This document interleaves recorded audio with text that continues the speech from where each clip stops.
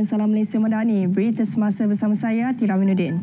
Promosi dan perluas produk keluaran berasaskan makanan ke pasaran Asia Pasifik hingga ke China, India dan Jepun. Itu sasaran Angkatan Koperasi Kebangsaan Malaysia Angkasa berbanding fokus sebelum ini hanya meliputi negara ASEAN. Presidennya Datuk Seri Dr. Abdul Fattah Abdullah berkata produk berasaskan makanan halal mempunyai permintaan tinggi di peringkat antarabangsa.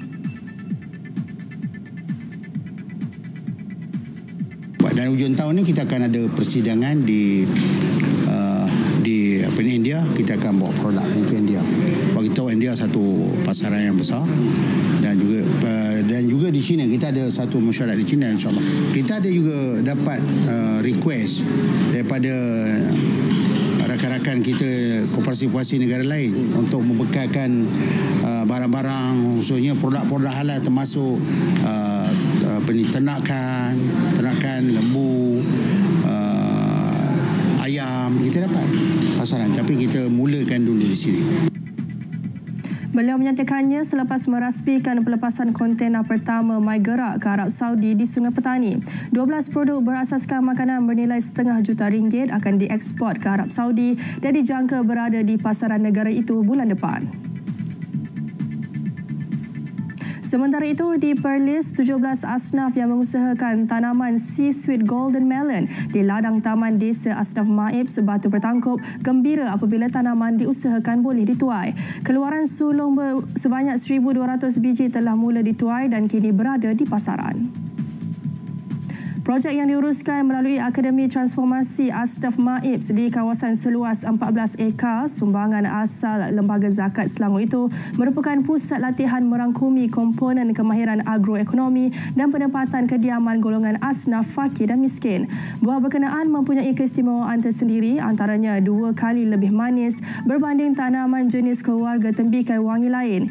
Ia juga lebih ekonomik dan mudah diurus pengusahanya. Terdahulu, Raja Muda Perlis Tuanku Syed Faizuddin Putra Jamalul Lail melawat ladang berkenaan sempena program kayuhan Maib Peduli. Di Negeri Sembilan pula, kira-kira 1,000 pelatih OKU telah mendapat manfaat daripada 44 pusat pemulihan dalam komuniti PPDK setakat Januari lalu. Terdapat 150 petugas meliputi 44 penyelia dan 528 ahli jawatan kuasa dengan peruntukan bantuan kewangan RM6.3 juta. Menurut Esko Negeri Nozunita Bergung Muhammad Ibrahim, berdasarkan statistik 33,141 telah berdaftar sebagai OKU di Negeri Sembilan sehingga kini. PPDK adalah pusat yang diwujudkan melalui JKM bagi pemulihan, latihan, pendidikan, penyamaan peluang dan integrasi sosial golongan OKU. Beliau berucap pada Majlis Apresiasi PPDK di Seremban. 32 pendatang asing ditahan di sekitar Kulai dan Johor Bahru menerusi Op Selera dan Op Sapu. Pengarah Imigresen Johor Baharudin Tahir berkata mereka tinggal lebih masa dan bekerja tanpa permit sah. Tangkapan melibatkan 25 lelaki dan 14 wanita termasuk kanak-kanak. 79 warga asing diperiksa dalam kedua-dua serbuan itu. Kesemua yang ditahan berusia 2 hingga 52 tahun. Kes disiasat mengikut Akta Imigresen 1959-63.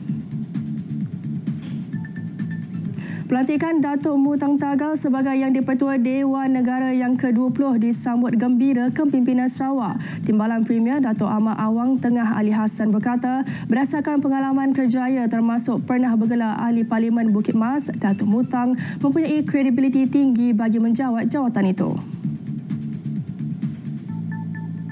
Saya mempunyai keyakinan yang tinggi beliau mempunyai kebolehan. Dia adalah seorang yang mempunyai pengalaman 2 penggal sebagai ahli parlimen dan ini mungkin sesuatu yang bukan baru bagi beliau. Dengan pengalaman begitu, dia akan dapat melaksanakan tugas dan tanggungjawab dengan baik. Senator Datuk Mu Tang menggantikan Tun Dr. Wan Junaidi Tuanku Jaafar setelah dilantik sebagai Yang di-Pertua Negeri Sarawak bulan lalu. Sekian Semasa 12 dari Sungai ke Segara, Palestin pasti merdeka. Assalamualaikum, salam Malaysia Madani.